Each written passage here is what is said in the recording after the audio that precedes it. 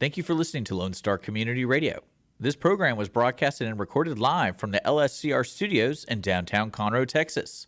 Lone Star Community Radio is supported by listeners like you. Donate and sponsor today. For more information on getting involved with Lone Star Community Radio, contact us at lscrstudios@gmail.com or visit us online at www.irlonestar.com. Hey, welcome to the Bridge Podcast. We got a good one for you today. I'm excited to introduce to you Brandon Polk for our first guest, and he is the owner of Plus 40 Fitness here in Conroe. And Brandon's got a cool story. He really came right out of school and studying kinesiology, studying fitness, just got real passionate about that and got in the business and decided he wanted to be a business owner. And I enjoyed his journey. I enjoyed hearing his story because he has a passion for the city and he has a passion for people's wellness. And he's got a unique perspective on it, a unique spin on the model that they have over there, and just kind of a new space in a new building. He's got a cool mission for his business, and he's making an impact with the community. And you're going to be surprised by one thing he says that is a little different than what the title of his business might lead you to think. So I can't wait for you to hear this. Enjoy the episode with Brandon Polk.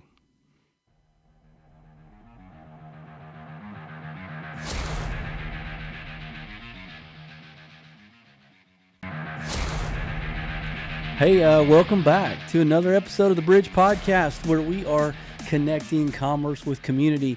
And we're excited today. We've got a great guest. We've got Brandon Polk, who is the owner of Plus 40 Fitness here in Conroe. Welcome to the show. Thank you so much for having me today. Yeah, man. I wanted to get you on like we were talking about off air. You know, wanted to just kind of hear your process and journey and kind of a little bit about your background, how you got into owning a fitness studio or, you know, a gym. And it's really kind of cool to see what you got going on over there, because you're in a new spot and you guys are growing and the word's getting out. So kind of take us through a little bit just after college when you got into sort of the fitness industry, and then kind of take us to present day. Absolutely. So during my college days at University of Houston, I was doing a kinesiology and some health stuff over there, and I saw that there was this unique position, personal training spot open at a place called Plus 40 Fitness in Conroe. So I went out there, and he showed me the gig over there, working with older people and people that didn't want to be in a big gym and stuff like that, more private, one-on-one. And, you know, I fell in love with the place, personal training there for 5-6 years, came out to Conroe. I was transporting back and forth from Kingwood, and then moved out here, and I bought it 5 years ago, and so that's where we are, a new location right there on 336. And yeah, that's what we've been doing ever since, man. Yeah, it's cool, man. And so you kind of have a fitness background. What made you decide kinesiology? Like, you know, you obviously didn't know, fast forward 10 years or so, that you'd be owning a gym, but what made you get into that kind of thing? Right. You know, it just always been athletic with sports and stuff like that. So that's always the field I was interested in. So that's why we decided to jump into. So talk to us about sort of your 10 years of being there at Plus 40, and just some of the cool things that you kind of see throughout the community, some of the things you like most about the dynamic and the model, because it's a unique model, right? It's like you said, it's kind of private. It's for people that maybe not in their necessarily athletic prime anymore, Absolutely. but they're trying to stay fit. So what do you like about all that? You that? know, the cool thing is that I get stories all the time about that we're able to stay active when they go on vacations with their grandkids or whatever. They're able to play with them more. They're able to carry luggage and stuff like that they don't need help. And that's what I'm all about. You don't want to be sedentary when you get older. So it's all... it's the sad stories when you see people older just sit in front of the TV and stuff like that. So if they can just keep moving, I feel like they can do a lot. Yeah. So. Well, what makes your place unique? Kind of like, you know, I know it's obviously kind of an intimate little setting, obviously, and it's one-on-one training. Is it you have hired some trainers, or is it you training everyone? So I'm the main trainer there. We just hired another one. So she works the afternoons, and it's a female. So if you're not comfortable with a male, right. I mean, you can work out with her, but. What makes us unique is our equipment's on air compression, so there's no wear and tear in your joints, really. It's more physical therapy type equipment than going to regular gyms. So All right. So you get a lot of rehab people too, like that are trying to. Right. Okay. So we do that. We build you up. A lot of people with knee surgeries, stuff like that, would get their knees stronger before they do the surgeries. I had one who worked out with me 6 months before their surgery, and they were able to walk like down the hallway at the hospital an hour after surgery. They were able to do a block around the hospital Really? just because their strength was so up on their knee Yeah. and stuff like that. So So how big is the place right now? 2,000 square feet. Oh, wow. We also offer the Peloton. When you see that on TV, Yep. and the mirror as well. So just stuff like that, some more private stuff that we can offer there exclusively at our gym. Wow. So what are your thoughts on that mirror? That's kind of a cool concept. Is it as cool as it looks on television? Absolutely. Like, Yeah, we offer any of the classes that we don't offer at the gym, we can offer on the mirror or whatever, and you can do it privately, or I've had 5 or 6 people do it at one time. We just all do the things on the mirror, so it's pretty cool. Wow. So how many people are signed up over there right now? Do you take memberships, or is it just kind of a per session basis? Yeah, so it's a month to month. We have no contracts or nothing like Yeah. that. You don't have to sign long-term deals or anything. It's month to month. But yeah, we have close to 50. Oh, Close wow. to 50 clients. I'm booked 7 a.m. to 12 for my sessions every day. Dang. So we like to build up that afternoon class roster or whatever. Okay. So, but every 30 minutes we got a new person coming in there, and you can work out with your spouse, or you want to work out by yourself, or you bring a friend along, or whatever, or if you just want to do it by yourself, you can. Okay. Whatever. Okay. Well, that's pretty unique concept. Obviously, I start learning more about businesses that are in Conroe, and I got your name obviously from a mutual friend, and I came across it the other day. I didn't even know it was over there. For some reason I thought it was. Where were you before? We were right next to Conroe High School. Yeah, the that's BBVA. what I thought. Yeah, we were over there, and that was 3,500 square feet. Was so it? just Okay. we offered like massages, infrared sauna, stuff like that at our old location, but they actually bought my infrared saunas at the new location. Okay. So downstairs from us, we have all kind of cryo. Oh, wow. Spas, all kind of stuff down there. So Yeah. all in one building, right? No, there. that's cool. So what are you doing to kind of market the new location and for people like me who are living under a rock apparently and didn't know you guys were over there? So how do you get the word out and sort of, I would think you'd partner with some of the area businesses that are right there at Grand Central, because it's starting to blow up over there and you're in a great location right now. Right. So our whole building is health and wellness stuff, really holistic health. So I work really close with the businesses in there, and they refer people to me. But I market social media pretty hardcore. Okay. The stuff. But the business around us are all health related, so we just kind of piggyback off each other, so we can all help each other out there. That's at the cool. building. That's cool. Yeah. We had the president of the chamber, Conroe Chamber, in here the other day, and I didn't know if you're a member or not of that, or what you're finding. If you are, what's some of the value to that, and just kind of have you seen some connections there? Absolutely. So I'm a member of the Lake Conroe Chamber, and I'm also a member of the Hispanic Chamber of Commerce as well. So referrals just through working through those chambers have been fantastic. Yeah. Wow. Okay. So I recommend anyone that's starting a business or looking to grow their business to join, to talk about your business, get some people know you. Like you said, like no one knows everything about all the businesses. So like I'm sure there's something that everyone can help each other out with. Yeah. Yeah. So you mentioned you just hire another trainer, or you just have somebody else other than yourself. Yes, sir. And then you've got 2,000 square feet, 2,200 square. And so is there room for expansion on that floor, or are you going to have to up and maybe buy your own building at some point? Oh, yes, sir. So we're always looking to take the gym to another location. We've looked at Woodlands, Montgomery. I would love to put a downtown building somewhere or buy an existing one or whatever to extend the business out to other fields or whatever. Right. Well, and yeah, you can't leave Conroe, man. Oh, all absolutely your not. clients are here, I would think. I mean, do you have some from outlying areas, or are they mostly kind of right here? Yeah, we get some from Cut and Shoot, Willis as well, Montgomery area as well, but really? yeah, mostly Conroe. So we're not leaving Conroe, and I got a long-term deal with where we're at, so I can't go anywhere. So yeah, man. But why would you want to leave the fastest growing city in America, right? Man, I'm telling you, it's This is the place to be. that area you're at is prime real estate. Stuff's blowing up right down that whole loop. I mean, if you're going kind of that northwest, direction, there's all kinds of stuff going in, and of course in the epicenter of where Grand Central is. Yeah, so I wonder. You played sports, you said, and you're kinesiology, and you're into fitness, and you're training people. I mean, what's the fun part? Like, what do you like to see? Like the way that you guys are growing in the community. Like, what do you like about Conroe, just from what you've known of it? You lived here 10 years or so, or Right. if that, right? So, what do you like compared to the day one where you're in Conroe to now? Like, what's different? Right, just to see the growth is really great. Right when I bought it, it was the Conroe Courier said that's the fastest growing city. So I go, well, this is a great opportunity, right, to join on the. So just to see the growth and the expansion of things going on, and I feel like we could just do so much better. So there you go. Wow. Yeah. I mean, so you're okay with all the traffic and the people and the craziness that's going on, and everybody's got growing pains as you grow, of course, which from working out, there's pain when growth happens. Yeah, but we were real scared to move to a brand new.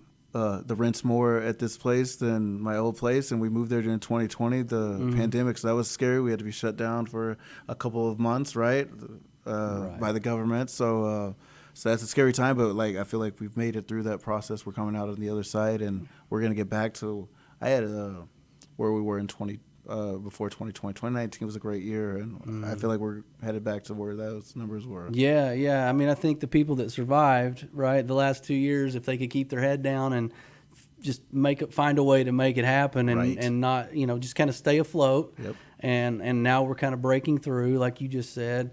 What's kind of on the horizon for your company, your business, as far as just do you have any plans of doing any kind of events? Are you guys doing any sort of major promotions that you want to maybe talk about? Oh, I'll always, if you buy a month personal training, you get a month of the classes for free. You can try them out a month, see if you like that type deal. But we just did a health expo at the whole building, the Transmet Health Expo. It's all 300 people walk through the door of that thing, and we got clients out of that. Just at our building. Our building just threw a health expo or whatever, and we'll have another one of those, I'm sure, here in a couple months. So. That's just awesome. To promote the business and stuff like that. Yeah, I'd like to know about that. I mean, so next time I'll next time we'll put it out there for sure. Cool. And that'll be on your Facebook page? Yes, sir. That? Yeah. Okay. Yeah. No, that sounds good. Man, I like working out. I'm getting up there. I'll be 50 this year, and I've been in the garage doing that since COVID, since I had to cancel the gym membership and never went back. So I just kind of stayed there. And but I hear you're speaking my language when you talk about fitness and working out, and that's pretty passionate about that. So a lot of there's a misconception you have to be 40 to work out there. I'm 36. I own the place. Sure. I mean, I worked out a couple of teenagers during the summer. They wanted to get stronger before they went back to school. So okay. I mean, so 14, 15 years old, they're working out with me, and those are where you really see the results when you're younger, right? Yeah. So just those couple months, and they were able to do some things to get stronger for sure with me. So 14, I worked out, and then we saw a 95-year-old. So I mean, it doesn't matter what. I like working out with the younger people personally because you can see the results faster. Yeah. But I mean, it's really cool to see if you can avoid surgeries and stuff like that for older people. That's what I really like to see. Frozen shoulders, stuff like that, working out for me for 6 months to see the things loosen up again so they are able to stay active. That's really cool. So that's what makes me happy when I hear stuff like that. Yeah, so, no, that's awesome. I didn't realize that you kind of had more of an age group there than what is sort of advertised. We all see the sign and kind of assume. Absolutely. Cool. And people blow it off. Sometimes I'll give some memberships away for free, and they're like, oh, I'm not even 40. Why am I going to use it? I go, well, I mean, you need to come to our place and check this thing out. I mean, it's much more than just some older people working out. I mean, we have a whole group, a community that works out there. That'd be a cool summer. Not that you need any of my ideas, but that'd be a cool summer deal, like a parent and a kid. Like when kids are out of school, you do a parent and then kind of roll in like a discount for the kid or what. I'm sure you do. Right, for sure. Different for we take care. ages. We take care of them for sure. Yeah, that's good, man. Well, I mean, if you I've talked to a lot of people about the growth of Conroe, and we've talked about just if you had a wish list, kind of what you'd like to see happen in Conroe? You know, as far as just growth, expansion, what would you like to see come here? What would you like to see, you know, just kind of developments go and different things like that? If you were to kind of wave a magic wand, what would you like to improve about it? Right. So I would like to see more. Downtown's beautiful. We've put a lot of money into this side of stuff, and that's only going to get better. I feel the downtown area, but the surrounding areas, I think we could dump some resources into that. Either Fraser or the other side of the tracks. We could definitely, because Grand Central's coming in. I mean, that's the new Hyatt, the hotel and stuff like that. That's going to be great. But I mean, I feel like surrounding areas, we could put some resources towards that as well with this growth. Yeah, no kidding. I agree. I mean, there's a lot of areas that it seems like there's a lot of buildings that are around that might be vacant, you know, that people left and they're still kind of abandoned, you know, and I'd love to see new people come in like yourself and buy those or refurbish them and rent them out, you know, do something to develop, because there are some areas where we could maybe put a dust rag on and maybe spick and span that area a little bit. And I know that's, you know, our leadership is conscientious of all that, but where would you, if money was no object and you were going to buy a building and maybe expand like crazily, let's say you needed to triple in size, like what would be a prime location? Would you stay kind of in that area you're at, or would you want to be in a different area in Conroe? I think I would like to come to the downtown area for sure. Is that right? Downtown area for sure is where I would like to set up another location at, for sure. Well, that'd be awesome. I mean, I think they could all, you know, get a lot of business people down here that could come on their lunch hour. That's absolutely correct. You get a lot of people coming before they go to work and that kind of thing. Yeah. I mean, you know, 6:37 when they come off or whatever too. So yeah, that's cool, man. So where do you live? I live in 336 by the airport over there. Oh, okay. So you're on the north side. Okay. So what do you like? Is there a lot of stuff happening over there too? Like as far as expansion, traffic? I mean, are you finding that the growing pains are the same over there as they are down here in kind of south side? So the traffic is definitely picked up for sure, right? I like getting home at 3 o'clock rather than 5, right? Because I mean, and then the lunch hours awful with the traffic that we're just building up so much, guys. Yeah. So, but growing pains for sure over there. I'd like to see some. I don't know. Do we put in another lane or whatever? I mean, these are the things I'm thinking it's going to happen in the next 4 or 5 years. So definitely got to be on somebody's chalkboard, right? On somebody's plan board. Got to be some infrastructure expansion, different things like that. But well, man, what do you want people to know as we kind of round this out? And I'm respectful of your time, but what do you want people to kind of take away and their impression of Plus 40 Fitness to be? Like they come and they have the experience. Right. What do you want them to walk away feeling that's going to make them maybe talk about that to their buddies? Absolutely. So, you know, we were the cleanest gym before 2020. Like I always want to be clean and a place where you don't feel like you know, it's just a dirty old gym or whatever like that. So always try to be the cleanest gym in town, and the experience is private, like I said earlier, and personal. Whatever your fitness needs are, it's not just one stick program or whatever, and it's not a certain timetable for everyone. It's just we go at your pace, and we're gonna get you to those goals that you want to be. So whatever your fitness goals are, we're gonna reach them here at Plus 40 Fitness, and you're gonna do it in a private, world-class facility. Wow, that's enough to talk about right there. I mean, if that didn't get people excited, I don't know what will. And so you'll be blowing out of that square footage soon. Right. Sure. You know, like I said, I think we have 50 clients. 100 is always the goal. I always try to double that. And I think we're the only 5-star Google reviewed gym in the whole area. So like, is that right? So like, that's awesome. So check us out. Our reviews, our stories on there. We've been on CW 39 Fitness Fridays. Okay. Like they've done a couple stories on our clients. So like we've done some cool stuff, and like your story could be the next cool story at Plus 40 Fitness. Perfect way to end it right there. And I appreciate you being here today, man. It's been great to get to know you and get to know your business, because I'm going to have to stop by and just check it out at the very least, and maybe talk about it to some folks. And I can't wait to see the growth. And so audience, I hope you got something out of that. I hope you're excited about maybe working out. It's never too late, right? It's never too late. We got the cleanest gym. You just heard it from the owner. You need to stop by and check out Brandon at Plus 40 Fitness. But until next time, he's been Brandon Polk. We've been the Bridge Podcast. Stay connected.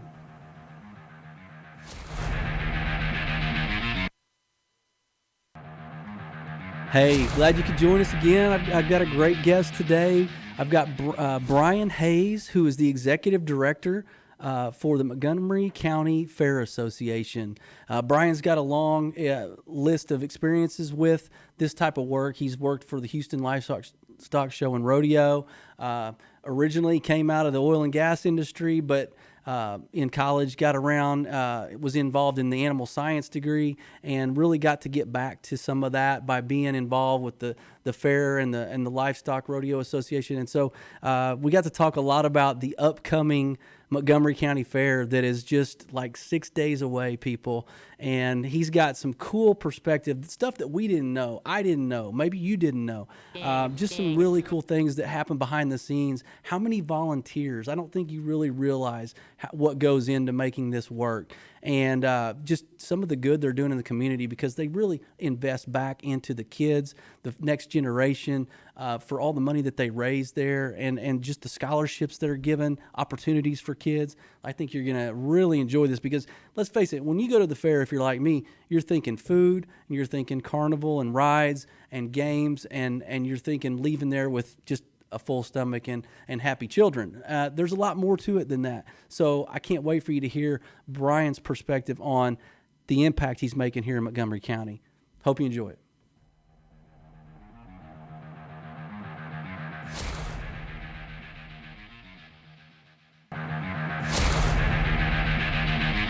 Hey, welcome back to another episode of the Bridge Podcast, and we've got a great guest today, and it's fair season, folks. And so we brought in a guest, Brian Hayes, who is with the Montgomery County Fair Association. Welcome to the Bridge Podcast, man. Yeah, thank you. Glad to be here. Yeah, so man, this is a cool show. It's we're just trying to connect commerce with community, and your part in the community happens to be at its highest point right now for about the next 2 weeks, and so we're all getting excited about it. It's here already, which is hard to believe, and we just kind of wrapped up the Houston Fair, Livestock Show and Rodeo. I guess this week is kind of the end, and so we're loading up on the county fairs. And talk about your background a little bit. You were a little bit in oil and gas at one point for 10 years or so, and then kind of talk about how you evolved into the fair scene.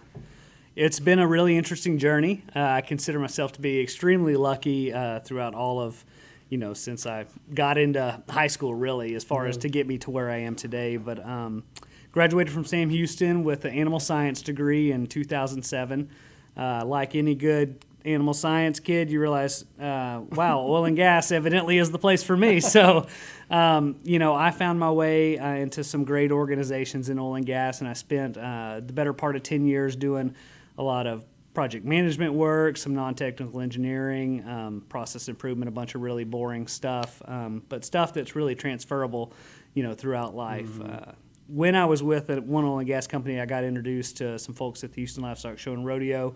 I was managing our sponsor activation at the time, and so I kind of got to work with them very close for a year, and that's when I realized that, holy cow, there are jobs in this industry. There are things that you can do to make a living in the the livestock show world, or the county fair world, or the Houston Livestock Show and Rodeo world, wherever you hang your hat.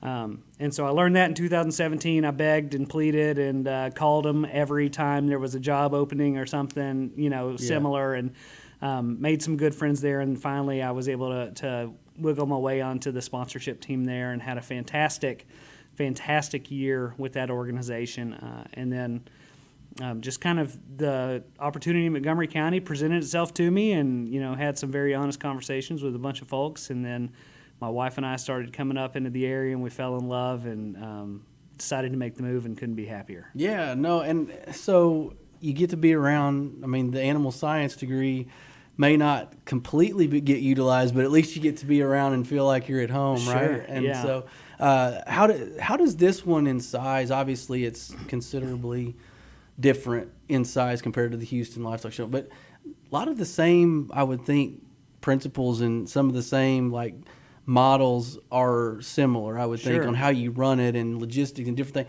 Like what's the most challenging? Because to me, that just seems like an administrative nightmare.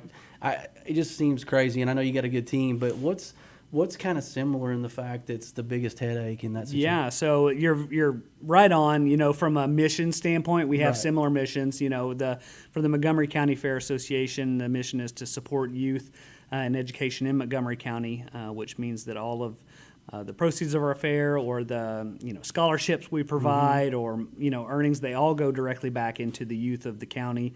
And so all of our money kind of stays home there, and we're supporting that way. Whereas, Houston, it's a much bigger event, and you can come from a lot of different places, and that's fantastic, right? They do a great job. But to your point, there is a significant scale difference, but you still have to do a lot of the same things. We still have, we have a great carnival. We have commercial exhibits, livestock shows, rodeos, concerts. That's all still there. Yeah. And so really, it just kind of depends on scalability. Whereas, we might have a slightly smaller staff and Houston likes to very justifiably boast their 75,000 volunteers. Wow. I would love to have 75,000 volunteers in Montgomery County. Yeah. We could definitely use them, and we could do some amazing things. They wouldn't be sitting around twiddling their thumbs. No, we could. Hey, man, I'll tell you what. If I got somebody that wants to jump in and do some work, we'll find something to do. We're a great size event. We're somewhere in that probably 50 to 60,000 range right now, but with the growth of our county and the growth that the Conroe, will really just, I guess, everywhere in the county is kind of booming at the moment. There's no reason that, we shouldn't be looking at, growing by 25% in the next 5 years and, 35% in another 5 years or something. There's really a fantastic opportunity for this event and this fair to be on the same growth trajectory as the rest of the county. So it's a really, really intriguing opportunity, and there should be a lot of exciting stuff to come year in and year out. Yeah, no, I there's no doubt, and who knows what it'll look like in 5 years, but hopefully there's enough real estate out there. We're just going to have to kick the airport, I guess, off their premises. Okay, you're the executive director at the Montgomery County, am I right? Fair Association. Yep. So give us an idea, because obviously you're good at delegating, you would have to be. Give us an idea exactly what that role entails and just kind of what you have your hands in the most, maybe. Sure, yeah. So I'm supported by a great staff. We've got during the regular course of the year, we have 2 full-time, 1 part-time, and then during fair time, we actually bring in a seasonal employee, and then during the fair, we have an intern, and we also have a lot of fantastic support by all the volunteers that contribute to the organization throughout the year, and then obviously in fair time. But as far as my role, there's, it's a little bit of everything. I mean, I spend my day, let's see, today what have I done? I've gone out and I've helped hang signs for our livestock barns or sponsors, helped direct where to set down storage containers and office buildings, put up tents. And then I've also done things like, working with my employees and we're ordering product from, a vendor or something that will go to support our committees or support certain special events. It really just kind of runs the gamut from everything from, back of house accounting to literally going out and hanging up a sign or, opening a gate or doing something on the grounds. And that's one of the things that I love about it is that, I'm very, admittedly, I get bored real easy. Yeah. And then I get real frustrated with boredom. So this job is perfect because there's always something random coming at you that you never know. And if anybody, listening has ever worked in live events, that's what it is. It's just pure randomness all the time. That's crazy. And you got to be able to fly and adjust and pivot on the fly as things happen. Now, I mean, you mentioned you're ordering things and there's logistics and distribution and different things that you're involved in from transportation and real-time stuff. Like, have you guys seen any of the backlash as to what we're as consumers seeing with the whole logistical nightmare? And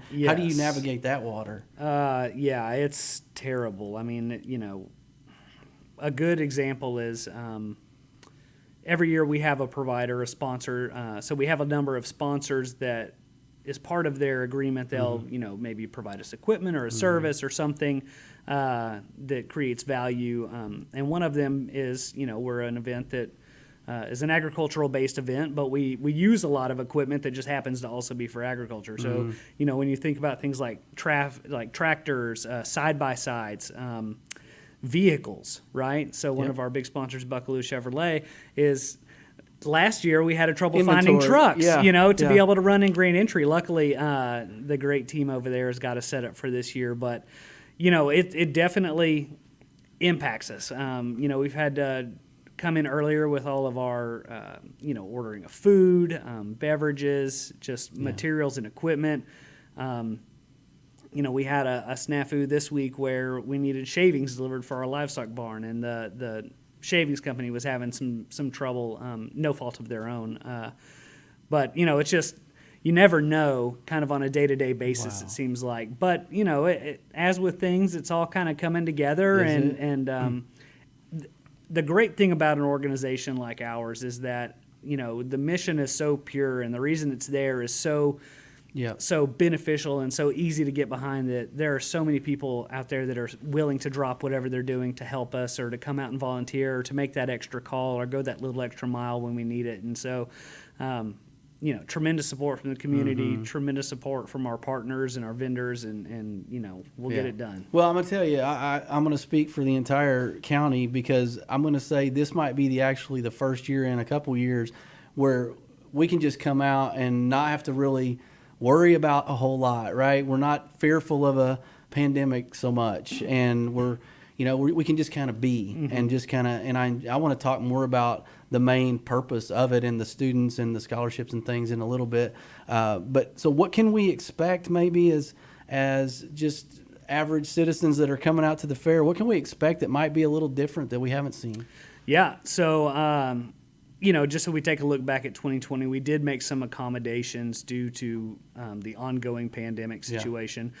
We met with county health officials, a lot of state representatives, and even some federal officials. And really, we're a very safe event from a COVID standpoint. Most of what we do is outdoors, open air. There's not really a whole lot of what they considered at the time to be high-risk areas.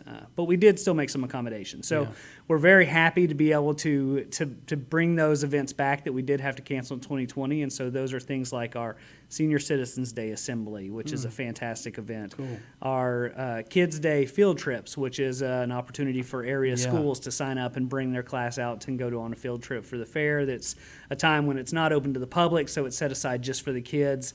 And it's a fantastic environment. We bring in a lot of extra activities for them to do, and that's a lot of fun that we're happy to see back. And then we have a special needs field trip day, which is our Sunshine Day, and that's one that everyone is really excited to see back. I mean, that's one of the most special days on the grounds, I think, and so we're glad to have that back. That's cool. Beyond that, we've made some changes over the last year.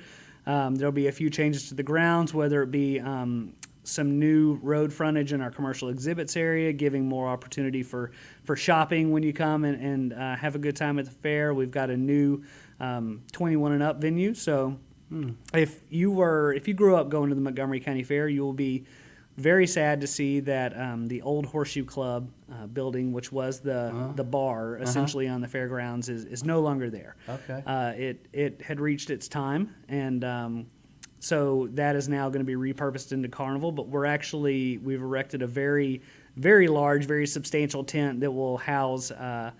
That will be the Horseshoe Club as kind of the overarching name, and then within that's going to be the Frost Wine Garden on one side, and then the Ranchwater Cantina on the other, with a stage and dance floor separating the two. So we're really excited about this big new venue that's very appropriately placed right in the center of the grounds. We're going to have a lot of fun with that, live music every night, dueling pianos, and a ladies' night on Thursday, March 31st. So that's going to be a fun time. Wow. Yeah, dueling pianos and half-price drinks can't go wrong. Concerts, you got me perked up a little. Anybody we would recognize? Yeah, cool. Yeah. So Friday night, so March 25th, is actually going to be our first main concert of the That's a fair. week from tonight, people. A week from tonight. Yeah. Oh, my gosh. There you go. He just broke into a sweat, Yeah. so we're going to work that out. We'll be all right. Well, a week from tonight, we'll be welcoming Cody West to us, and so he's a great Texas artist, kind of a regional guy that's getting some big hits, and I've got a bunch of family and friends that are really excited. I know they're coming in for that concert, and so we're really excited about that. And then we'll jump right into Saturday, and we'll have Sammy Kershaw and Aaron Tippin both joining us that night. So those old people know who they are. Yeah, I'll tell you what. We had to make a pivot last minute. We had just announced our concert lineup in January, I believe, or maybe it was February actually. And 2 days after, one of our artists had to cancel. Wow. So we pivoted, and we were able to luckily sign Sammy and Aaron, and the response has been fantastic. I mean, it's going to be a great show. Yeah. They're going to perform individually. They're going to perform together. It's supposed to be a really good time. Cool. But in addition to them, if you follow our social media, you've seen we've been pushing out our live music schedule. We have live music on the grounds, I believe, every night but one of the entire fair. So whether it be on our main concert stage with the folks we just talked about, or some of our local artists in the Horseshoe Club, or again our dueling pianos on Ladies Night, and then we'll also have some entertainment out in the barbecue cook-off on barbecue weekend. So there's not going to be a lack for live music and fun if you're into that kind of thing. Yeah. So what's the social media? Give us an idea where to go find most of the updates and schedule and stuff. So you can, first of all, you can go to mcfa.org, which is our website, and if you scroll all the way to the bottom, there'll be links for social media accounts. Okay. But if you're on Facebook or Instagram, you can just search for the Montgomery County Fair Association, and you'll find your way over to us, and just give us a follow. That's probably our main communication source as far as whether it be concerts updates or grounds updates or just general information to get out to the general public. So a great follow, and we try to have some fun with it, and we try not to do too much on it unless it's a good time. Yeah. Did you guys add any? I'm not a big ride guy, okay, but did you add any new stuff when it comes to the rides? Or because I remember there was some disappointment. I don't remember, maybe 2 or 3 years ago. Might have been 2 years ago, but some didn't come for obvious reasons. Some did, and then is there anything that people, maybe you could spoiler alert us here? And so the only thing I can say about the rides is that the carnival layout will be different. Okay. Sorry, I'm about to call. Yeah. Excuse me. You're good. With the Horseshoe Club building not being there, they're able to do some new different things with the carnival. I know the past couple years it's kind of been, again, back to the pandemic, it's kind of been a patchwork of carnival producers that were able to stay in business and keep working, and a lot of them partnered together and did what they had to do. This year we're excited to have Crabtree Amusements back in full force, so we're looking forward to having their full complement on site. And most people don't realize it, but we have over 10 acres of carnival. Wow. And that's a pretty good walk if you go and hit them all. So it is, it is. Well, what's your poison when it comes to fair food? What's your go-to? Let's see. That's a tricky one.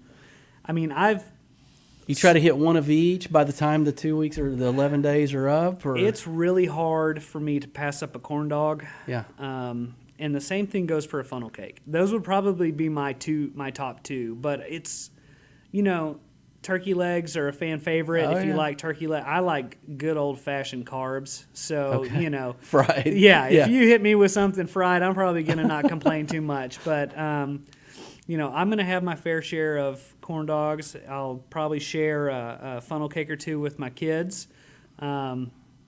And then, I don't know, there was some amazing bacon-wrapped stuff out there last year that... they're finding new things to wrap bacon in, I'm not interesting. sad about it. No, that's fine with me. Yeah, and then once you get into our second weekend, there's so much barbecue on the grounds that it's just, you could go crazy out there just sampling barbecue and walking around and smelling those smells. It's a thing of beauty. Mm-hmm. How many teams are there this year? I want to say there's same every year, right around 130. 130. Yeah. So last year we scaled it back on purpose, or purposefully, I should say. This year we don't have any limitations on that, so we went back up to about 130. I think the high we've ever been is in the 140s or so. So it's going to be a full packed fun time. Dude, that's speaking my language for sure. Any favorites out there to win this year? Do you got any who's the money on this year? I'm not going to... Can't put a name on it. I can't put a name on it because all my friends will cuss me that are in it. Yeah, but...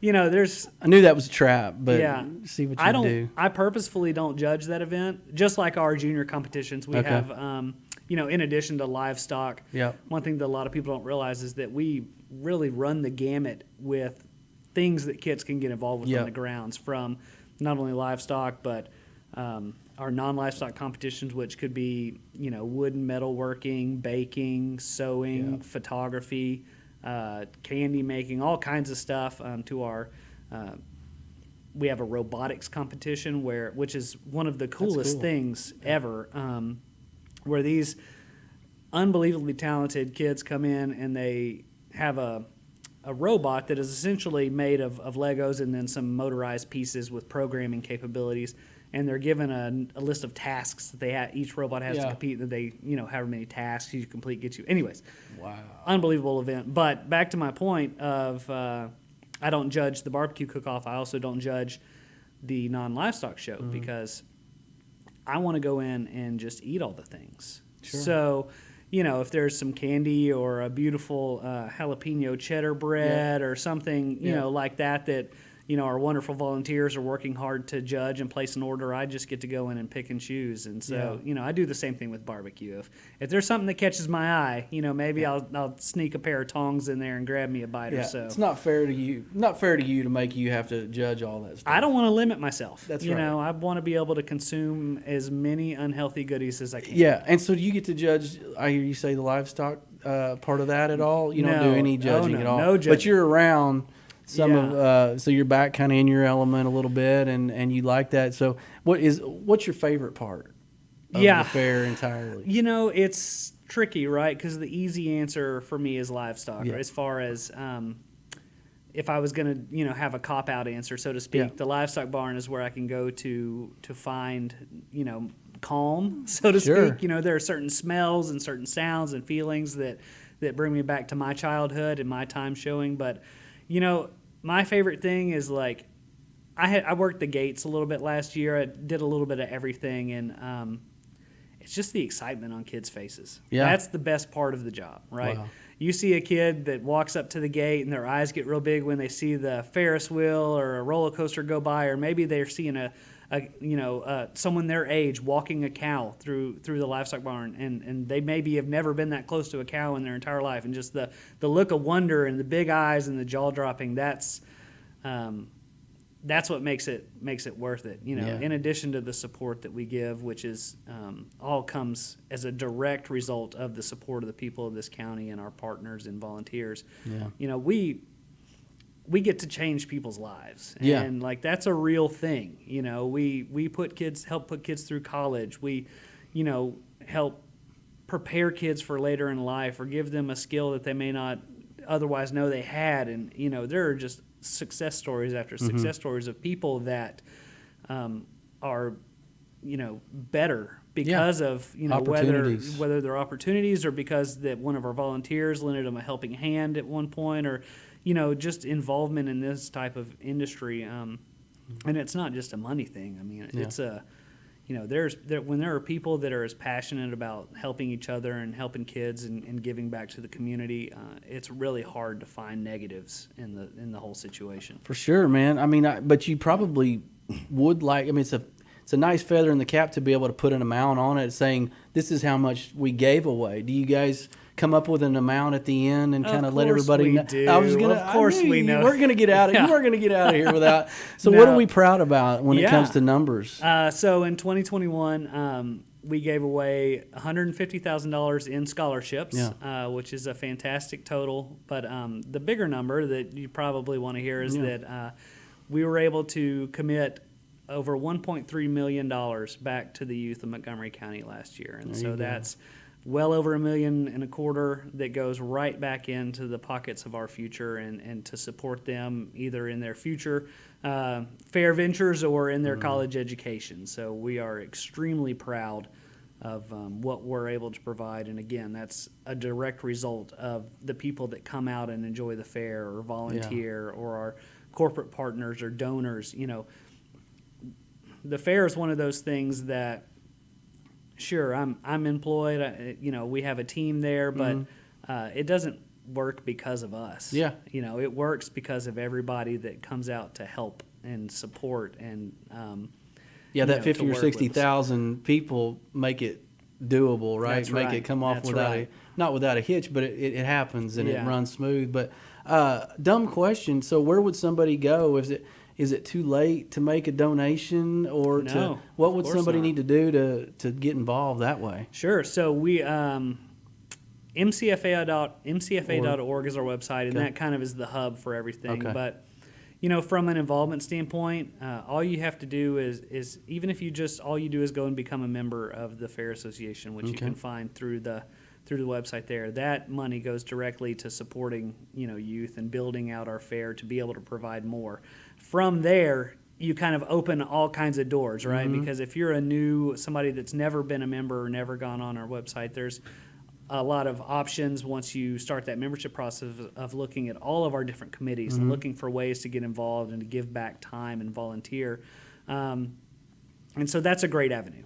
There are also always opportunities for donors. Yeah. We have a number of competitions. I mean, tens and tens and tens and tens of competitions for kids that maybe we're providing cutting boards as a prize, or Okay. providing trophies, belt buckles, all kinds of things like that we are happy to pay for because Right. it is some part of the event. It goes to the kids, and we love that. Yeah. But those are all opportunities for people to say, you know what, maybe I'll go sponsor that kids calf and the calf scramble, or maybe I'll cover the cost of that belt buckle or an award in the special needs show or something like that. We have a tremendous amount of opportunities Wow. to just make, very small or very large contributions that impact people directly and immediately. And, there are recognition pieces that, of course, go with that. So I don't want to go without saying that. I mean, Sure. those donors are appropriately recognized and thanked. But man, it's just so easy to get involved. And Yeah. there's so many ways. And Well, I think people take that for granted sometimes, or maybe they just are, ignorance. In my case, is just maybe I think, well, they've already, they've got their resources kind of taken care of because it's fair time, so they had to get all that done ahead of time. So, what can I do, really? But there are ways to still stay engaged. Mm-hmm. You said online, and what about throughout the year? Like, fair's over, but prep for next year starts, right? So, Yeah. I mean, I don't know what volunteers are more probably right in the trenches during that 10 or 11 days of the fair, but what do you need from people throughout the year? sure, yeah, it's a great question. So the fair is only 10 days. I'm going to put an asterisk on 10 days. Remind me of that in a second. Okay. And that's obviously the biggest need time, but it is 100% a year-round activity. And so that's a lot of fun for our volunteers. It's a lot of fun for us. There's a lot of camaraderie throughout the year. But, there are activities that either need to be planned, revamped, updated, regular meetings or, happy hours or things like that, or stuff that goes on throughout the year. But to your point on it's done, they have it covered, they don't need volunteers. And tying back to our conversation earlier, if I get 10 more volunteers, that's a brand new competition that I can create. And that's another opportunity to bring in kids to the fair and provide them something, right? Whether it be a trophy, whether it be a scholarship, we don't know. The more people that get involved in the fair, the more we can do. And really, volunteers are our only limiting factor. So there's never going to not be a need for volunteers and for good ideas. Heck, we added a new competition a month ago that's getting put into this fair, and Really? it's actually a kids barbecue competition where we have two groups of kids, a junior and senior division.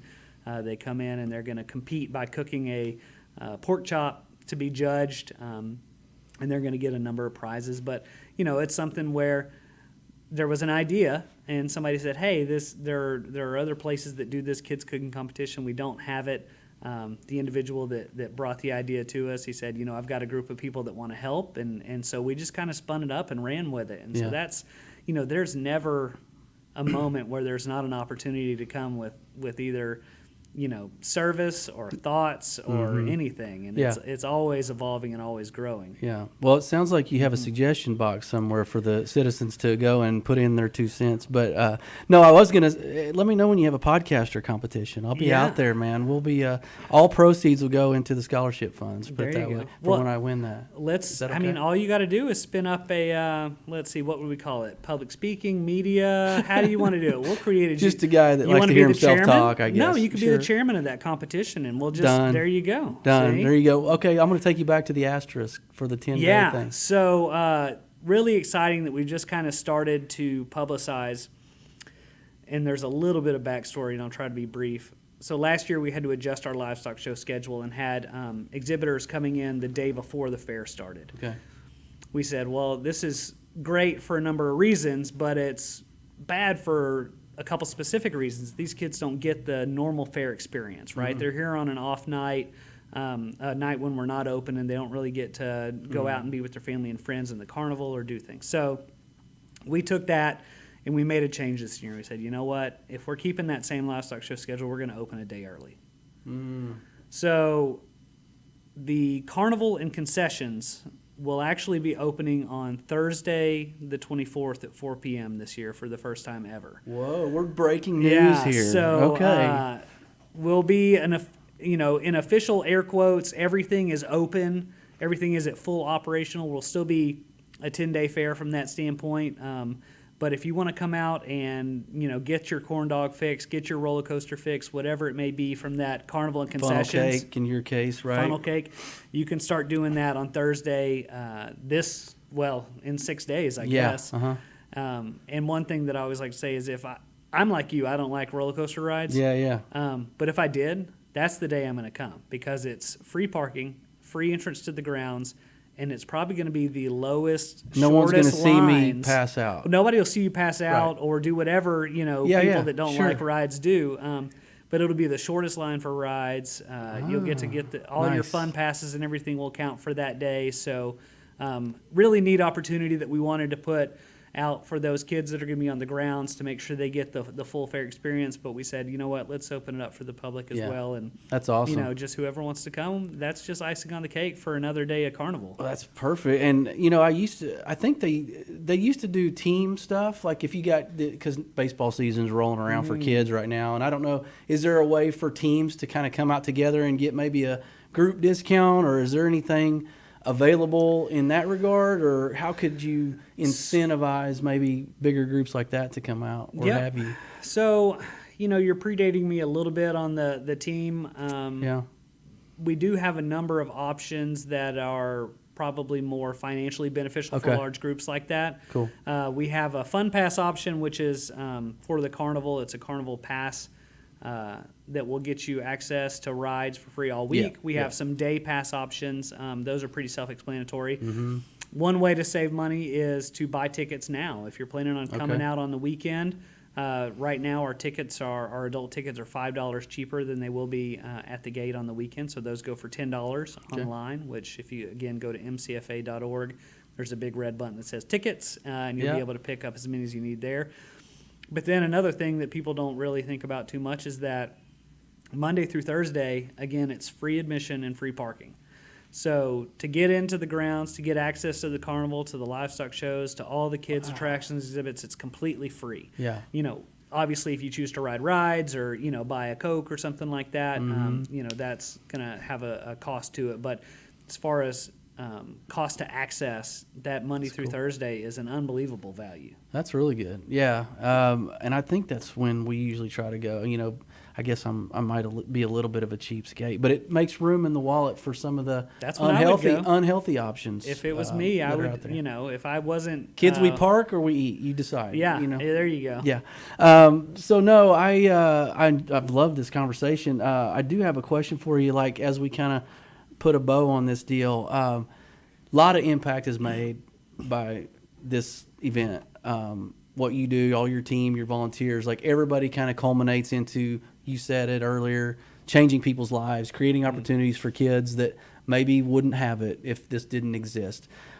What, aside from just kind of being proud of the dollars that you invest back in the community and kids that go to college, What do you want people to walk away this year from the fair saying about, when they get in the car, they leave and they get in the car and they're like, hey, that was, what do you want? I mean, aside from, oh, that was fun. What do you want people to what's a lasting thing for people this year in your mind? I think it's the same answer every year. We want people to leave, again, having a good time, which is a real easy answer, but, seeing what the mission of the organization is, being able to see it in the work that we do and understand that, that ticket that they bought or that carnival ride that they're participating in or, whatever it may be, that money is being used back in the county for the county kids, for maybe their kids. Wow. And realize that, you're not going out and spending money at the carnival or at the fair. You're literally investing in the future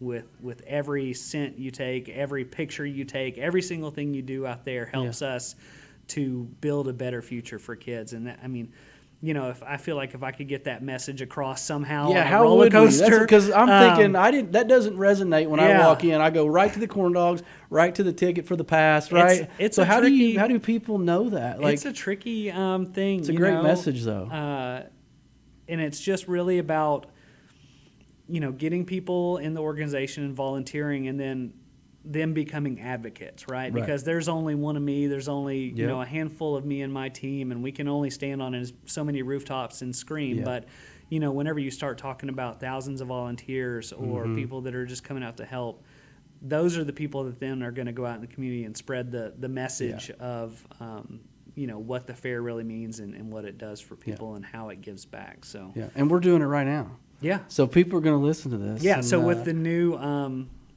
media, radio, I don't know what we're going to call your competition. Yeah. The new chairman of that competition and I are doing that right now. Good. Well, I'll get my the ivory tower working on it, my producer, and we'll see what he can come up with. There you go. No, that sounds exciting. But Brian, it's been fun to meet you. It's been great to hear about what's happening, things I didn't know about. You see the big shiny event when you walk out there, and there's a lot of things within it that you don't always pick up on, and you're trying to cram this event into 2 hours or 3 hours as a family, but you don't kind of see some of the real impactful stuff. And I'm glad you mentioned a lot of that, because that's why we're here. We want to know about lasting imprint, lasting footprint that the Montgomery County Fair Association has. So I appreciate it, man. You got any parting shots for the audience? The only things I don't think we really covered is first weekend, Friday and Saturday. We'll have a professional rodeo in the Woodforest National Bank Arena there on the grounds. So the rodeo, all tickets are general admission tickets. So if you buy a ticket on Friday and Saturday, that'll get you into the rodeo arena to watch the rodeo. And then as soon as that ends at 9:30, you'll hear the band strike up on stage out front, and you can walk right out and head over to the concert and have a great time. So. Really great evening, great date night to go to the rodeo and a show for, as little as $10 a piece. You can't beat that. That's not bad. And it's only in Texas that you would hear somebody say, I have to walk over to the stalls because the smell is calming. Oh, yeah. Only in Texas will you hear that, folks. Oh, yeah. So it's been a pleasure. He's been Brian Hayes. We've been the Bridge Podcast. Stay connected.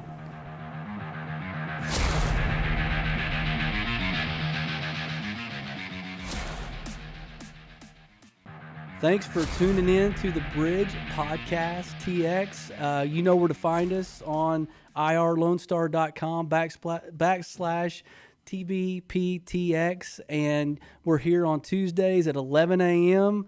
Glad you could join us. Hope you enjoyed it.